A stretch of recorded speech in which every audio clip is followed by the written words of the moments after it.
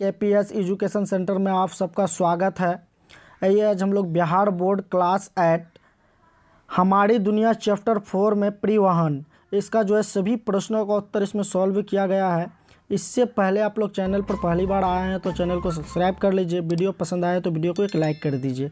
तो आइए question number एक में क्या कह रहा है, बहुवैकल्पिक प्रश्न। क्वेश्चन नंबर 1 में दिया है बहुवैकल्पिक प्रश्न, सही विकल्प को चुनना है।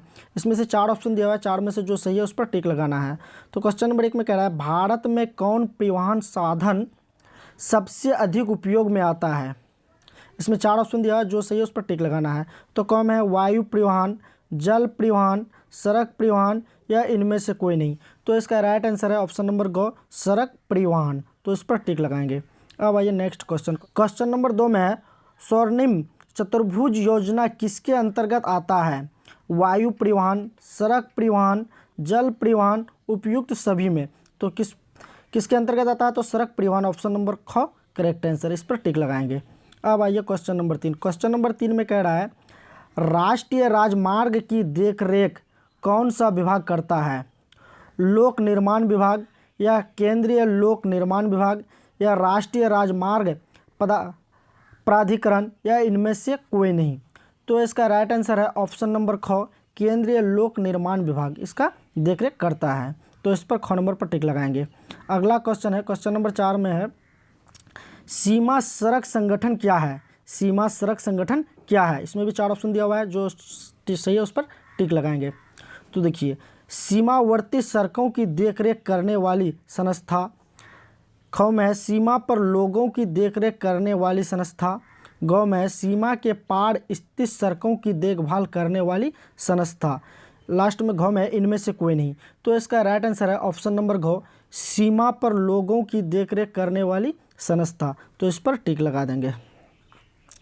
अब आइए next question, question number 5। Question number 5 में है इंडियन एयरलाइंस को अब किस नाम से जाना जाता है। इंडियन एयरलाइंस को अब किस नाम से जाना जाता है। भारतीय, इंडियन, आर्यावर्त या भारतीय एयरलाइंस। तो इसका ऑप्शन नंबर घ करेक्ट आंसर है, भारतीय एयरलाइंस। अब आइए क्वेश्चन नंबर 2 में कह रहा है खाली स्थानों को उपयुक्त शब्दों से भरें। खाली स्थान जो दिया हुआ है उसको उपयुक्त शब्दों से भरकर पूरा करना है। तो 1 नंबर में है भारत में वायु परिवहन को राष्ट्रीयकरण में किया गया, कब किया गया। तो इसका राइट आंसर है 1953। खाली जगह में क्या लिखेंगे, 1953 में किया गया है। तो यहाँ पर लिखें 1953। अब 2 में है मार्म गोवा पतन डैश राज्य में है। किस राज्य में है, गोवा में। तो खाली जगह में लिखेंगे गोवा। अब आइए next question, question number 3। Question number 3 में है पूर्व मध्य रेलवे का मुख्यालय डैश में है, कहाँ है, हाजीपुर में है। तो यहाँ पर लिखेंगे हाजीपुर। चौथा में सबसे लंबा राष्ट्रीय राजमार्ग संख्या डैश है, लिख देंगे यहाँ पर 669 किलोमीटर लंबा। अब नेक्स्ट क्वेश्चन है ये क्वेश्चन नंबर 5। क्वेश्चन 5 में क्या कह रहा है चेन्नई एक डैश पतन है। चेन्नई एक डैश पतन है, क्या लिखेंगे, प्राचीन कृत्रिम, या खाली जगह में लिखेंगे प्राचीन कृत्रिम। चेन्नई एक प्राचीन कृत्रिम पतन है।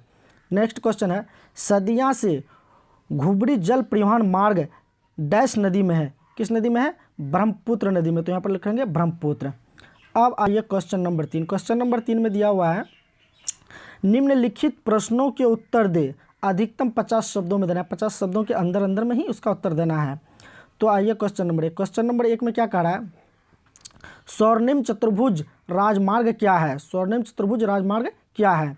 तो इसका उत्तर लिखेंगे स्वर्णिम चतुर्भुज राजमार्ग सड़क है दिल्ली, कोलकाता, मुंबई, चेन्नई को आपस में 6 लेन वाली सड़कों से जोड़ने वाला यह मार्ग देश में द्रुत गति से सामान को ढोने और आने जाने की सुविधा प्रदान करता है।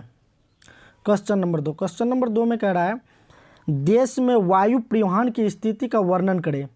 देश में वायु परिवहन की स्थिति का वर्णन करना है। तो ये आप लोग यहाँ पर वर्णन करके रखे हैं इसका।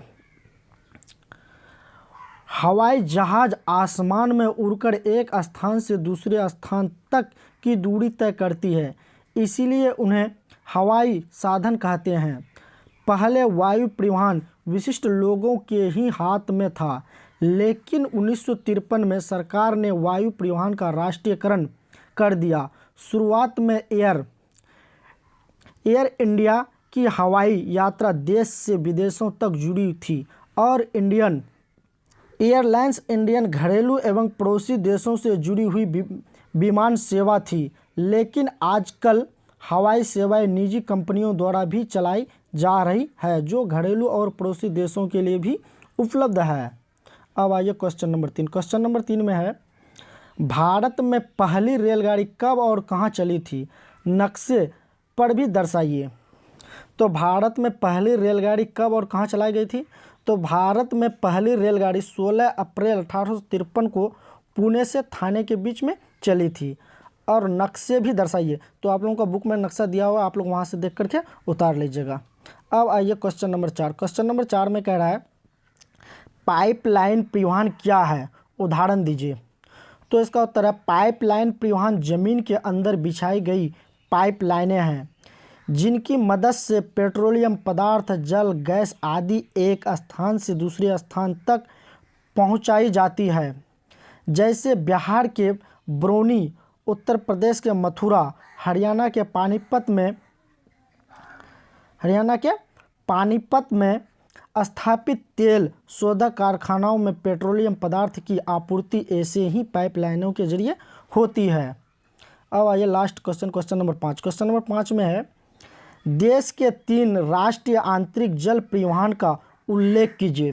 तो इसको हम लोग यहाँ पर उल्लेख करके रखे हैं। इसका भारत सरकार ने पश्चिम बंगाल के हल्दिया से इलाहाबाद तक गंगा नदी में, सदिया से घुबरी ब्रह्मपुत्र नदी में, दक्षिण भारत के केरल के तटीय नहर कोट्टमपुरम से कोल्लम का राष्ट्रीय आंतरिक जलमार्ग घोषित किया गया है। तो आई होप आप लोगों को अच्छी तरह से समझ में आया होगा। चैनल पर पहली बार आए हैं तो चैनल को सब्सक्राइब कर लीजिए। वीडियो पसंद आया तो एक लाइक करें। Thanks for watching this video.